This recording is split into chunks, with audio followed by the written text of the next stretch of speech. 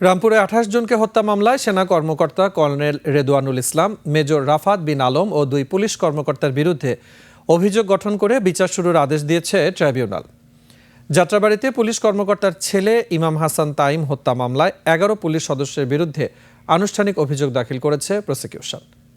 এছাড়া চাংখারপুলে আনাস সহ ৬ জনকে হত্যা মামলায় রায় ২০ জানুয়ারি নির্ধারণ করেছে ট্রাইব্যুনাল। বিস্তারিত শাকের আরজুর রিপোর্টে। I am Ox. বুধবার সকালে আন্তর্জাতিক অপরাধ ট্রাইব্যুনালে হাজির করা হয় ২ বিজিবি সেনা সদস্য রেদওয়ানুল ইসলাম ও রাফাত বিন আলমকে। দুজনের বিরুদ্ধে রামপুরার ২৮ জনকে হত্যার ৬টি অভিযোগে বিচার শুরুর আদেশ দেয় ট্রাইব্যুনাল। এই দুজন আসামি অতি উৎসাহী হয়ে তারা কমান্ডিং পজিশনে থেকে এই দুটো দিন তাদের নেতৃত্বে রামপুরা এবং বনশ্রী এলাকায় হত্যাযজ্ঞ চলেছে। সে কারণে সমস্ত সাক্ষ্য প্রমাণ বিশ্লেষণ করে আদালত তাদের বিরুদ্ধে আনুষ্ঠানিক অভিযোগ আজকে গঠন করেছেন।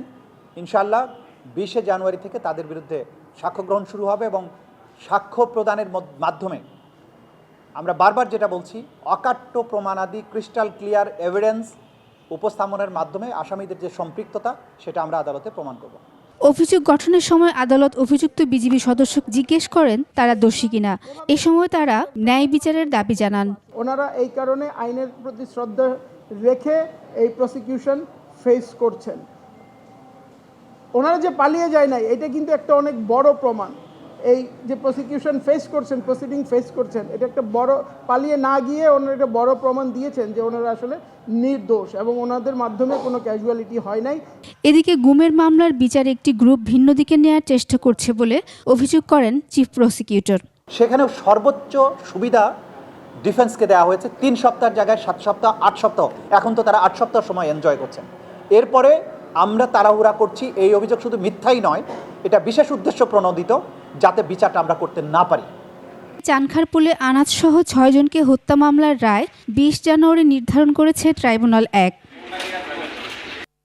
এদিন যাত্রাবাড়ীতে ইমাম হোসাইন তামিম হত্যায় সাবেক ডিএমপি কমিশনার হাবিবুর রহমান সহ ১১ জনের বিরুদ্ধে ট্রাইব্যুনালে আনুষ্ঠানিক অভিযোগ দাখিল করে প্রসিকিউশন। শাকের আরজু, ২১ টেলিভিশন, ঢাকা।